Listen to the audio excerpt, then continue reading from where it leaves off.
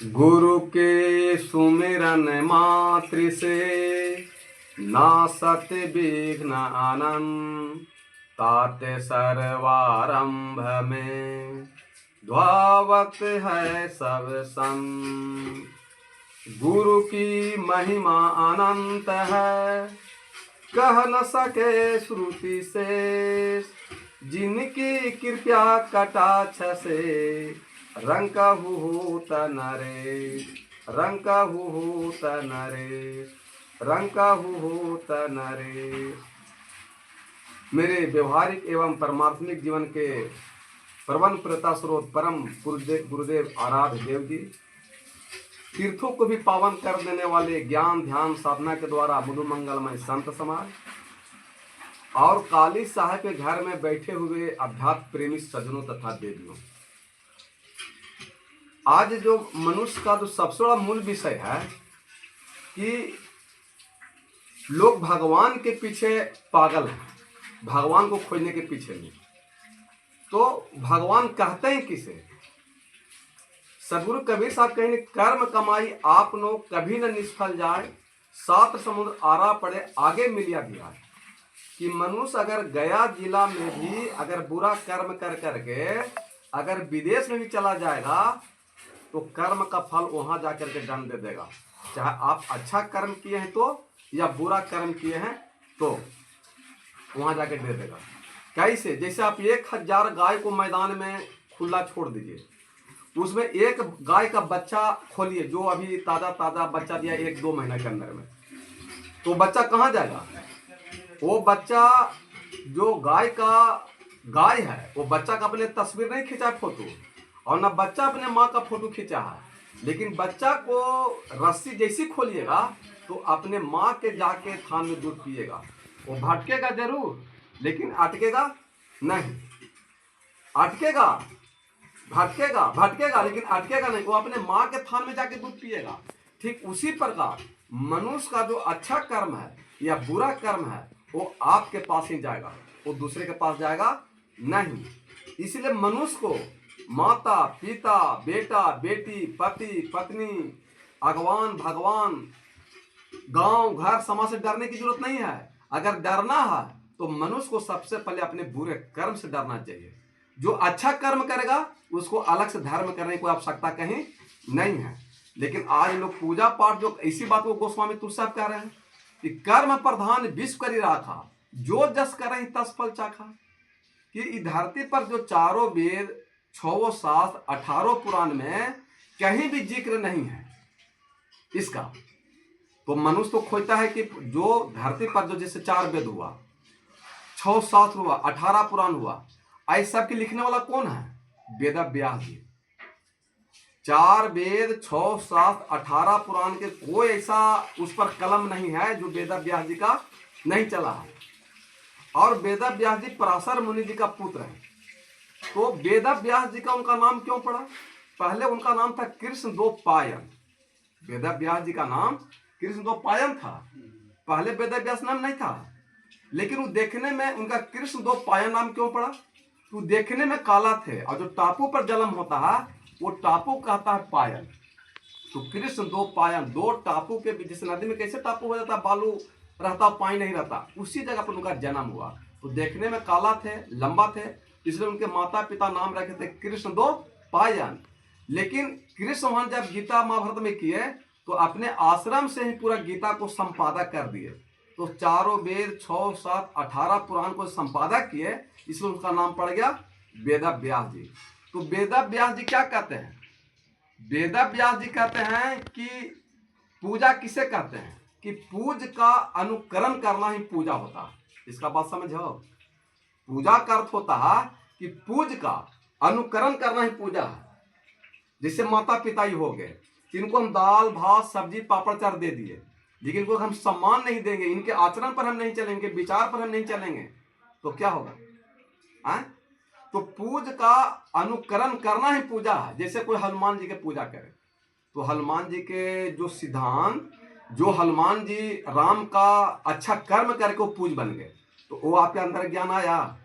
अगर आप हनुमान जी के पूजा पाठ करते हैं तो हनुमान जी के पूजा पाठ में आप पूज बन गए। तो वो आपके अंदर ज्ञान आया। अगर आप हनुमान जी के पूजा पाठ करते हैं तो हनुमान जी के पूजा पाठ में आप पूज बन गए। तो वो आपके अंदर ज्ञान आया। अगर आप हनुमान जी के पूजा पाठ करते हैं तो हनुमान जी के पूजा पाठ में आप पूज बन गए। तो वो आपके अंदर ज्ञान आया। अगर आप हनुमान जी के पूजा पाठ करते हैं तो हनुमान जी का आचरण, ज्ञान, बुद्धि, विवेक अगर आपके अंदर में आ गया या उनके विचार पर आप चलते हैं तो आप हनुमान जी के भक्त हो गए। पूजा हो गए, पूजा हो गया। आप श्री रामचंद्र जी की पूजा करते हैं तो श्री रामचंद्र की अगर पूजा करते हैं तो राम जी क्या करते थे कि प्रातः काल उठ के रघुनाथा माता पिता गुरु नावहि माथा। क्यों, जब सुबह सुबह उठते थे तो माता पिता गुरु के चरण खोजते थे, करने चरण है और प्रणाम करते थे। आज क्या वो धरती पर उठ करके बच्चा माता पिता को प्रणाम करते हैं, लेकिन रोड पर कहते हैं जय सिया राम जय सिया राम, और माता पिता कहते हैं जिंदगी जीना हराम जीना हराम। तो अगर आप राम का भक्त हैं, हनुमान का भक्त हैं, शिव का भक्त हैं, तो जो वो अपने आचरण माने कर्म करके जो भगवान बन गए, वो आचरण, व्यवहार, कर्म, रहन सहन अगर आपके अंदर में आ गया तो फिर आप असली आपका पूजा हो गया। जैसे मान लिया कि कोई बनर्जी डॉक्टर गया, बहुत बढ़िया था डॉक्टर, कोई बढ़िया, और उससे आप इलाज करा रहे हैं, और इलाज कराने के दरमियान वो ठीक आपको कर दिया, बहुत बढ़िया डॉक्टर है। अब वो डॉक्टर शरीर छोड़ दे, तो शरीर छोड़ने के बाद उस डॉक्टर के पास हम जाके कहें कि डॉक्टर साहब हमको जरा बीमार, हमको इलाज कर दीजिए, तो फोटो इलाज करेगा? इलाज करेगा बेटा? बोलिए नहीं। नहीं। अब वो फोटो जब जिंदा थे तो हमको बार बीमारी इलाज किए, सब ठीक कर दिए, लेकिन अब वो शरीर छोड़ दिए। अब उनके तस्वीर में हम जाके कहते हैं कि प्रभु हमको माने बीमार है, हमको इलाज कर दीजिए, तो करेगा? नहीं करेगा। या कोई लड़का कुमारा हो और कोई बढ़िया सुंदर फोटो से लड़की से ब्याह कर दे, लड़का खुश हो जाएगा? होगा साहब जी? नहीं। लेकिन सब कराना चाह रहा। उसी प्रकार आपको भोजन का बढ़िया भाप बिकते तस्वीर वाला कि लगता है एकदम बढ़िया सुगंध भाप बिक रहा थाली में, और वो फोटो आपको लाके दे दे कि लीजिए खा लीजिए, आप आत्मा को संतुष्टि कर लीजिए, खा लीजिएगा, पेट भर जाएगा? नहीं। या रात हो जाए और हम 10-20 को सूरज का चित्र बना लें पन्ना पर, और रात में आगे आगे चले, इंजोरा हो जाएगा? तो आदमी वही ना करना चाह रहा है। तो जैसे एक मरे हुए डॉक्टर एक रोगी का इलाज नहीं कर सकता है, जैसे कोई एक लड़की का फोटो से लड़का के शादी करने से उसको कल्याण नहीं हो सकता है, जैसे सूर्य का तस्वीर बनाने से आगे रात में इंजोरा नहीं हो सकता है, तो बताइए कि हम ये मूर्ति का पूजा करने से हमारा उद्धार कल्याण कैसे होगा? जब तक हम खाना नहीं बनावेंगे, जब तक दिन नहीं उदय होगा, जब तक हमको डॉक्टर असली कोई देखेगा नहीं, हम कैसे बीमारी हमारी ठीक होगा? तो पूजा का मतलब है कि पूज का अनुकरण करना ही पूजा है, और इस पर कोई ध्यान नहीं देता है। सीधे सोचता है कि हम पूजा पाठ व्रत उपवास कर लें ये, और उसके बाद हमारा पूजा हो गया। ये कैसे संभव है? इसलिए गोस्वामी तुलसी आप कहते हैं कि बड़े भाग मानुष तन पावा, सुर दुर्लभ सब ग्रंथन गावा। ये जो शरीर है, देवता देवी भी पाने के लिए तरसते हैं, और हम लोग के मनुष्य शरीर मिल गया तो हम लोग इसको अहंकार में, क्रोध में, घमंड में, लोभ में, बेईमानी में, शैतानी में, लड़ाई में, झगड़ा में, दारू में, ताड़ी में, मांस में, मछली मुर्गा में बर्बाद कर ले। तो इस शरीर को तो आपको बेकार चला गया। फिर कहीं ना गोस्वामी तुषार कि साधन धाम मोक्ष कर द्वारा, पाई न जे परलोक सवारा। क्या कहीं कि ये जो शरीर हमारा मिला है साधन धाम मोक्ष के लिए, ये शरीर जो मिला हमको मोक्ष मुक्ति के लिए मिला है, न कि परिवार बनाने के लिए, कमाने के लिए, धन दौड़ करने के लिए, निंदा शिकायत करने के लिए, लड़ाई करने। हाँ, अब हमको जीवन जीना है तो भौतिक जीवन जीने के लिए रोटी, कपड़ा और मकान जरूरी है, पढ़ना जरूरी है, नौकरी करना जरूरी है, मकान बनाना जरूरी है, उसको नकारा नहीं जा सकता। लेकिन अगर आप चाहते हैं कि हमको मोक्ष मिले, मुक्ति मिले, सुख मिले, शांति मिले, तो सत्संग से ही मिलेगा। सत्संग के अलावा कोई रास्ता नहीं है। तो साधन धाम मोक्ष कर द्वारा, पाई न जेई पर लोक सवारा। आज मनुष्य कैसे कोई मूर्ति की पूजा कर करके अपना कल्याण करना चाहता है, कोई तीर्थ में नहा करके अपना कल्याण करना। हाँ, आप शंकर भगवान की तस्वीर रखिए, वो हमारे आदर्श हैं, वो हमारे जैसे माता हो गए, पिता हो गए, मन बुद्ध, महावीर, कबीर, राम, शिव, कृष्ण, ये तस्वीर रखिए, अच्छा चीज है। अरे हीरोइनी का चित्र नहीं है जी, महापुरुष का, भगवान का चित्र रखना चाहिए, दादा दादी का चित्र। लेकिन उस चित्र से पूजा पाठ करके सोचे कि हमारा चरित्र अच्छा हो जाए, ये कतई संभव नहीं है। आपका चरित्र, आचरण, वाणी, सुख शांति तभी मिलेगा कि जो तस्वीर आप घर में रखे हुए हैं या जो देवता देवी का पूजा पाठ कर रहे हैं, उनके गुण आचरण, व्यवहार, चरित्र अगर आपके हृदय में, दिल में अगर उतर गया तो फिर आपको सुख शांति मिलते को रोक नहीं सकता, नहीं रोक सकता। इसलिए सदगुरु का कहना कि सच बराबर तप नहीं, झूठ बराबर पाप, और जाके हृदय साच है तहां विराजे आप। कि धरती पर सच से बड़ा कोई धर्म नहीं है और झूठ से बड़ा कोई पाप नहीं है। आपके हृदय में किसी भी प्राणी के प्रति गलत भावना नहीं होना चाहिए, विचार नहीं होना चाहिए, राग नहीं होना चाहिए, द्वेष नहीं होना चाहिए, बेईमानी सदाई नहीं होना चाहिए, तो आपका कल्याण हो जाए। इसलिए कहते सच बराबर तप नहीं, झूठ बराबर पाप, जाके हृदय साचा तहां विराजे आप। यानी सुख शांति आनंद उन्हें मिल सकता है जिसके हृदय में सच है, करुणा है, प्रेम है, दया है, परोपकार है, मीठा बानी है, तो उसको सुख शांति मिलते को रोक नहीं सकता। इसी चीज को गोस्वामी तुलसी साहब रामचरित मानस में कहते हैं कि धर्म न दूसर सत्य समाना, आगम निगम पुराण बखाना। क्या कहें कि धर्म न दूसर सत्य समाना। सदगुरु कबीर साहब कह रहे हैं सच और गोस्वामी तुलसी साहब कह रहे हैं सत्य। तो सच कहिए या सत्य कहिए एक ही चीज है, अलग अलग नहीं है। तो धर्म न दूसर सत्य समाना, आगम निगम पुराण बखाना। कि वेद शास्त्र चारों जितना यही कह रहा है कि सत्य से बड़ा कोई धर्म नहीं है। आप बताइए इसमें बैकवर्ड आवेगा कि फॉरवर्ड आवेगा कि हिंदू आवेगा कि मुसलमान आवेगा कि स्त्री आवेगा कि पुरुष आवेगा, कौन आवेगा जात भाई? भाई कोई भी इंसान हो धरती पर, आप किसका पूजा पाठ करते हो उससे कोई लेना मतलब। आप सत्य को धारण कर लीजिए, आप करुणा को धारण कर लीजिए, आप प्रेम को धारण कर लीजिए, परोपकार को धारण कर लीजिए, सेवा का धारण कर लीजिए। कोई प्यासा उसको पानी पिला दीजिए, कोई भूखा उसको भोजन खिला दिए, तो आपका पूजा पाठ हो गया, धर्म हो गया। तो धर्म न दूसर सत्य समाना, आगम निगम पुराण बखाना। हाँ, ऐसे अगर आप पूजा पाठ करते हैं तो कोई गलत चीज नहीं है। आप कोई भी मंदिर में जा रहे हैं, पूजा कर रहे हैं, पाठ कर, उससे कोई हानि नहीं है, अच्छा चीज है। लेकिन सुख शांति सुजग हमको मिल जाए, परमानंद परमात्मा मिल जाए, तो एक कतई संभव नहीं है। फिर दूसरा जगह कहते हैं कि धर्म परहित सरिस धर्म नहीं भाई, पर पीड़ा सम नहीं अधवाई।